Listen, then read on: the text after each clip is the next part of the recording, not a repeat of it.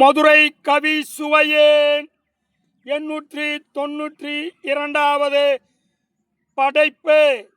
தலைப்பு: உன் மனதிற்கும் வலிமை கூடும். கடமையே வாழ்க்கையின் நிலைமை. இனி கடமையில் காட்டு முழு திறமை.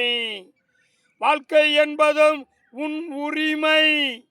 ஆனால் நீ வாழ்க்கையை வழிநடத்த தவறினால் வரும் சிறுமை. உன் வாழ்க்கையை நீயே வழிநடத்து. உனக்கு அதன் நிலைப்பாடு புரியும் அடுத்து. இளைஞனே, யார் சொல்லுவார் இதை எடுத்து? இனி பொறுப்பாய் வாழ்க்கையை வரையறைப்படுத்து. வரையறைப்படுத்தாத மனமும் திசை மாறியே போகும். மனதை வரையறைப்படுத்து தினமும். உன் மனதிற்கும் வலிமை கூடும். பார்க்கும் விழிகளுக்கும் கேட்கும் செவிகளுக்கும் என் தமிழால் நன்றி.